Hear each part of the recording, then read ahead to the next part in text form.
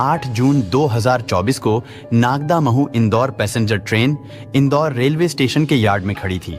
उस ट्रेन की बोगियों की साफ सफाई का काम चल रहा था, लेकिन तभी अचानक एक सफाई कर्मी की नजर जनरल बोगी में सीट के नीचे रखी एक बोरी पर पड़ी। बोरी संदिग्ध लग रही थी, क्योंकि बोरी पर खून के धब्बे थे और मक्खियां भिन भिना रही थीं। सफाई कर्मी ने इसकी सूचना तुरंत इंदौर जीआरपी को दी। इसके बाद पुलिस कर्मियों ने उस बोरी को कब्जे में लेकर जांच शुरू कर दी, लेकिन जिस बात का डर था वही हुआ। उस बोरी में एक महिला की लाश के टुकड़े थे, और टुकड़े भी क्या थे, उस बोरी में सिर और धड़ का हिस्सा भरा हुआ था, यानी उसके हाथ पांव गायब थे। जाहिर सी बात है, ये मामला हत्या का था, जिसके बाद लाश यूं भयानक तरीके से ठिकाने लगाई गई थी। आखिर पुलिस ने इस ब्लाइंड मर्डर की जांच करनी शुरू कर दी, लेकिन इससे पहले कि पुलिस को इस मृत महिला के बारे में कोई जानकारी मिल पाती, ठीक इसी तरह की एक और लाश सामने आई।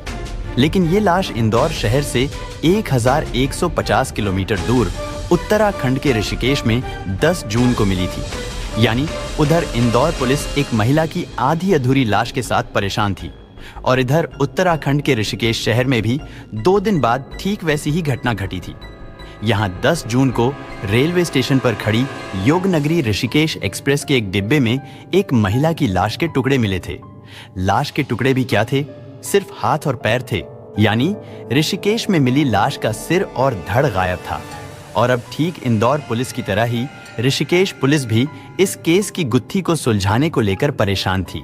लेकिन इस गुत्थी को सुलझाने के लिए सबसे पहले उस स्टेशन का पता लगाना जरूरी था, जहां से ये लाश के टुकड़े योगनगरी ऋषिकेश एक्सप्रेस ट्रेन में रखे गए थे, और उसके लिए ट्रेन के पूरे रूट की स्कैनिंग करनी जरूरी थी।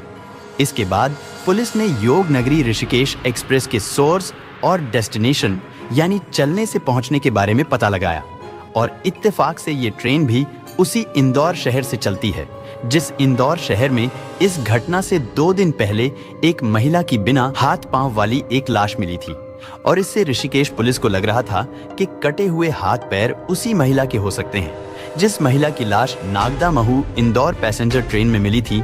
इसके बाद शव के इन टुकड़ों को लेकर दोनों शहरों की जीआरपी, यानी गवर्नमेंट रेलवे पुलिस की आपस में बातचीत शुरू हो गई, और अब दोनों ही शहरों की पुलिस को ये लगने लगा था कि ये अलग अलग टुकड़े एक ही महिला की लाश के हो सकते हैं।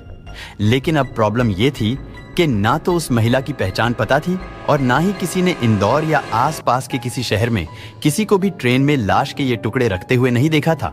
और इधर सबूत के नाम पर पुलिस के पास महिला की बांह पर लिखे ये 2 नाम, जिस पर मीराबेन और गोपाल भाई लिखा हुआ था, और हाथ पर गुदे, सिर्फ इन 2 नामों से किसी भी महिला की पहचान पता करना बहुत मुश्किल था।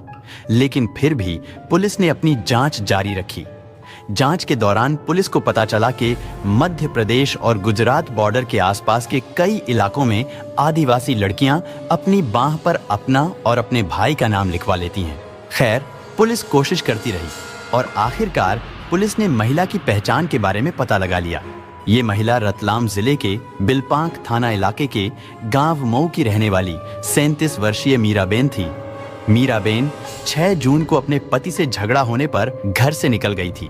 हालांकि उसके पति ने अपनी पत्नी के घर से चले जाने के बाद उसकी गुमशुदगी की रिपोर्ट भी लिखवाई थी। लेकिन अब सवाल ये था कि जब मीराबेन अपनी मर्जी से सही सलामत घर से निकली थी, तो फिर मात्र 2 दिनों में मीरा अलग अलग टुकड़ों में बंटकर हजारों किलोमीटर के फासले में कैसे बिखर गई थी। मीराबेन के पति ने पुलिस को बताया कि मीराबेन घर से जाते समय ये कहकर गई थी कि वो उज्जैन जा रही है, और इससे पुलिस ने अंदाजा लगाया कि हो सकता है मीराबेन हत्या से पहले उज्जैन में ही हो, और संभावना इस बात की भी थी कि महिला की हत्या उज्जैन में ही की गई होगी, और हत्यारे ने उज्जैन रेलवे स्टेशन पर ही उस महिला की लाश के टुकड़े 2 अलग अलग ट्रेनों में रख दिए होंगे।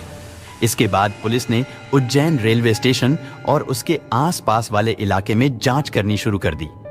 पुलिस ने मोबाइल फोन की लोकेशन, सीसीटीवी फुटेज तथा रेलवे स्टेशन के आसपास अपने मुखबिरों की मदद से मीराबेन की हत्या के बारे में पता लगाना शुरू कर दिया। और इसी कोशिश में पुलिस को कुछ ऐसे सीसीटीवी फुटेज मिले थे जिसमें 7 जून को मीराबेन एक संदिग्ध व्यक्ति के साथ रेलवे स्टेशन से बाहर जाती हुई दिखाई दे रही थी। लेकिन अब सवाल था कि वो आदमी कौन था और मीराबेन उसके साथ बाहर क्यों और कहां जा रही थी। और वहां पर मौजूद लोगों से पूछताछ करने पर पुलिस को उस व्यक्ति की पहचान भी पता चल गई। दरअसल वो व्यक्ति उज्जैन रेलवे स्टेशन के पास ही एक रिहायशी इलाके हीरा मील की चाल में रहता था और उसका नाम था कमलेश पटेल। कमलेश पटेल मूल रूप से उत्तर प्रदेश का रहने वाला है, लेकिन कमलेश पिछले 15 सालों से उज्जैन में ही रहता था और कैटरिंग का काम किया करता था। क्योंकि कमलेश पटेल ने मीरा बहन के मोबाइल फोन में अपनी सिम भी डाल रखी थी, इसलिए पुलिस को इससे भी हत्यारे के बारे में सुराग मिला था। इसके बाद पुलिस ने बिना देरी किए तुरंत कमलेश पटेल को अरेस्ट कर लिया। इधर कमलेश इस बात से बिल्कुल बेखबर था कि पुलिस को उसकी करतूत के बारे में सुराग और सबूत मिल चुके हैं।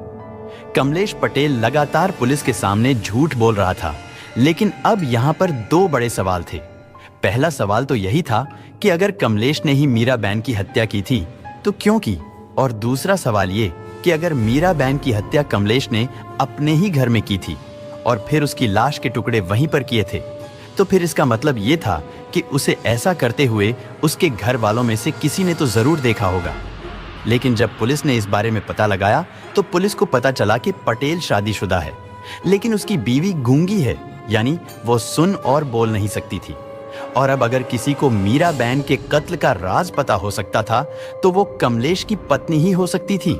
लेकिन अब सबसे बड़ी प्रॉब्लम ये थी कि आखिर पटेल की पत्नी से पूछताछ कैसे की जाए। और फिर पुलिस ने इसका हल ये निकाला कि पुलिस ने गूंगो बहरों से बातचीत की भाषा यानी साइन लैंग्वेज के कुछ एक्सपर्ट से संपर्क किया और उन्हें कमलेश की पत्नी से पूछताछ करने में मदद करने के लिए कहा। इसकी पत्नी साथ में थी, लेकिन पत्नी जो है जब ये घटना कर रहा था उस समय बाहर चली गई थी। एक्चुअली उसकी पत्नी जो है वो भी भीख वगैरह मांगती है और कुछ कुछ ले आती है, लेकिन जब घटना हो गई तो उसने देखा और काटते हुए उसने साथ में देखा, लेकिन भय के कारण वो किसी को कुछ बता नहीं रही थी। तो ये मूक बधिर होने से इसने इशारे से जब हम इसके घर तक पहुंच गए और इसके घर पे कुछ हमें साक्ष्य मिले कि ये घटना है और उसके जो है तलाशी में जो है मृतका के कपड़े और घड़ी वगैरह मिली, तो फिर उसकी पत्नी ने भी बताया कि जो है इसने किस प्रकार से गला घोट के और इसकी जो है हत्या की और कैसे काटा। इसके बाद एक्सपर्ट्स ने कमलेश पटेल की पत्नी से पूछताछ शुरू की तो तब इस घटना की एक ऐसी खौफनाक कहानी सामने आई जिस पर यकीन कर पाना भी मुश्किल हो रहा था। कमलेश पटेल की गूंगी पत्नी ने पुलिस को बताया कि कैसे उसका पति 7 मई को मीरा बहन को अपने साथ घर लेकर आया था और फिर कैसे उसका कत्ल करने के बाद उसने मीरा की लाश के कई टुकड़े कर दिए थे। दरअसल कमलेश ने जब मीरा बहन को मौत के घाट उतारा था उस समय कमलेश पटेल की पत्नी अपने घर में नहीं थी, लेकिन जब पटेल मीरा बहन की लाश के टुकड़े करने में लगा हुआ था तो अचानक उसकी पत्नी घर पर लौट आई थी और उसने मीरा बहन को टुकड़ों में कटते हुए अपनी आंखों से देखा था। साथ ही पुलिस को तलाशी लेने पर उसके घर से मृतिका की घड़ी और कुछ कपड़े वगैरह भी मिले और इस तरह पटेल की गूंगी पत्नी की गवाही और घटना स्थल से बरामद किए गए सबूतों से अब इस बात का खुलासा तो हो चुका था कि मीरा का कातिल कोई और नहीं बल्कि कमलेश पटेल ही है, क्योंकि जब कत्ल हुआ था तो चश्मदीद मौके पर मौजूद नहीं थी, जिसकी वजह से मीरा की हत्या कैसे और किस तरह की गई थी इसके बारे में चश्मदीद को भी नहीं पता था। लेकिन जब लाश के टुकड़े हो रहे थे तब वो सब कुछ अपनी आंखों से देख रही थी और सबसे अजीब बात ये कि कातिल भी उसे ये सब कुछ देखते हुए देख रहा था। लेकिन अब सवाल ये है कि फिर कातिल ने उस चश्मदीद को जिंदा क्यों छोड़ दिया था, और उससे भी बड़ा सवाल ये कि आखिर ये कत्ल क्यों किया गया और फिर कत्ल करने के बाद लाश के टुकड़े उसने 2 अलग अलग ट्रेनों में क्यों रखे। और अब पुलिस को इस जघन्य अपराध की पूरी कहानी पटेल के मुंह से विस्तार से सुननी थी, यानी इस कत्ल की वजह से लेकर लाश निपटाकर उसे ठिकाने लगाने के पूरे सीक्वेंस को समझना था।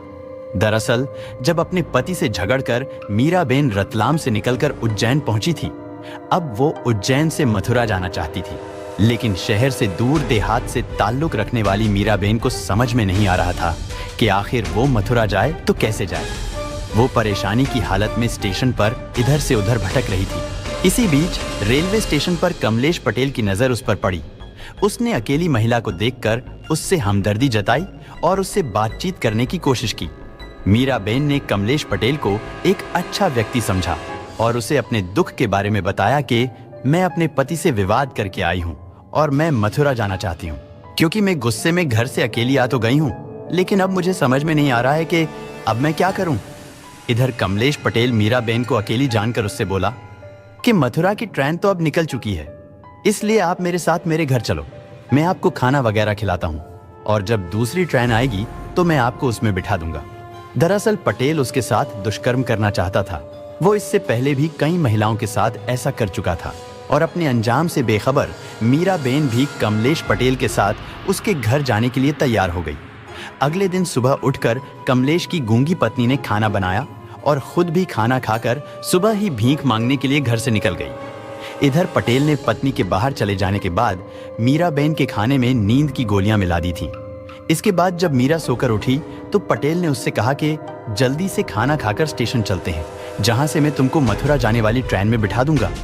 इसके बाद मीराबेन जल्दी जल्दी फ्रेश हुई और फिर खाना खाने लगी। लेकिन जैसे ही उसने खाना शुरू किया तो अचानक से उसकी आंखें बंद होने लगी और कुछ ही देर में वो बेहोश हो गई। मीराबेन के बेहोश होते ही कमलेश पटेल उसके साथ बलात्कार करने की कोशिश करने लगा, लेकिन इत्तेफाक से मीराबेन को जल्दी ही होश आ गया। होश में आते ही उसने अपने साथ हो रहे दुष्कर्म का विरोध करना शुरू कर दिया और वो शोर मचाने लगी, जिसकी वजह से गुस्से में आकर कमलेश पटेल ने अपने घर में रखे एक बड़े बोल्ट से मीराबेन के सिर पर हमला कर दिया। मीराबेन फिर से बेहोश हो गई। इसके बाद कमलेश ने रस्सी से गला घोंटकर उसको मौत के घाट उतार दिया।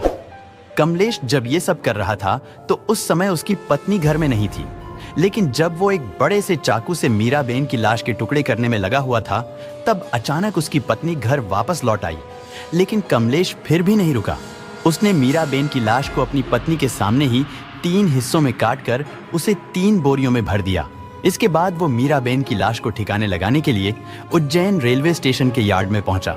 वहां पर उसने पहली 2 बोरियां नागदामोह इंदौर पैसेंजर ट्रेन के एक डिब्बे में रख दी, लेकिन इससे पहले कि वो तीसरी बोरी भी उसी ट्रेन में रख पाता तब तक वो ट्रेन चल दी और इस तरह तीसरी बोरी यानी हाथ और पांव का हिस्सा कमलेश पटेल के पास ही रह गया और कई घंटों के बाद उसे फिर से एक ट्रेन में उस तीसरी बोरी रखने का मौका तब मिला जब योगनगरी ऋषिकेश एक्सप्रेस वहां पहुंची। उस बोरी में वो कटे हुए हाथ पांव थे जो 2 दिन बाद ऋषिकेश रेलवे पुलिस को मिले थे। और अगर इस हिसाब से देखा जाए तो कातिल ने उस लाश के टुकड़े अलग अलग ट्रेनों के डिब्बों में इसलिए नहीं रखे थे कि वो इस मामले की जांच को और ज्यादा भटका सके, बल्कि इत्तेफाक से उन 2 बोरियों को रखने के बाद पहली ट्रेन अचानक से चल पड़ी थी, जिसकी वजह से कमलेश को तीसरी बोरी रखने का मौका ही ना मिल सका और फिर उसको ठिकाने लगाने के लिए उसे लंबा इंतजार करना पड़ा। जिसके बाद तीसरी बोरी को उसने एक और ट्रेन योगनगरी ऋषिकेश एक्सप्रेस में रख दिया। इसके बाद कमलेश पटेल स्थानीय नदी में जाकर नहाता है और फ्रेश होकर अपने घर जाता है। इसके बाद घर में लगे खून के सभी दाग, धब्बों और सबूतों को मिटाने की कोशिश करता है, लेकिन जब पुलिस उसके घर पे छानबीन करने पहुंची थी तब उन्होंने मीराबेन की घड़ी और कपड़ों के साथ साथ नशीली दवाई की बोतल को भी बरामद कर लिया था। इसके बाद पुलिस ने कमलेश पटेल के दिए गए बयान और सबूतों के आधार पर उसके खिलाफ चार्जशीट तैयार करके उसे कोर्ट में पेश किया, जहां से उसे जेल भेज दिया गया। इस घटना से हम सभी को सीखना और समझना चाहिए, खास करके महिलाओं को। अगर आपका अपने घर में पति या फिर किसी से कोई झगड़ा, कोई विवाद हो जाए तो आप उसे अपने घर में रहकर ही सॉल्व करें या फिर अपने घर के दूसरे लोगों को बताएं, लेकिन इस तरह किसी को बताए बगैर अकेले में कभी भी अपने घर से बाहर ना निकले। क्या पता दुनिया की इस भीड़ में कौन इंसान कब दरिंदा बन जाए और आप उसके शिकार हो जाएं। दोस्तों, इस पूरी घटना के बारे में आपकी क्या राय है? कमेंट बॉक्स में जरूर बताएं और अगर हमारी मेहनत पसंद आई हो तो इस वीडियो को लाइक करते हुए शेयर भी करें। अगर आपने अब तक चैनल को सब्सक्राइब नहीं किया है तो हमारे चैनल को सब्सक्राइब कर लीजिए। धन्यवाद।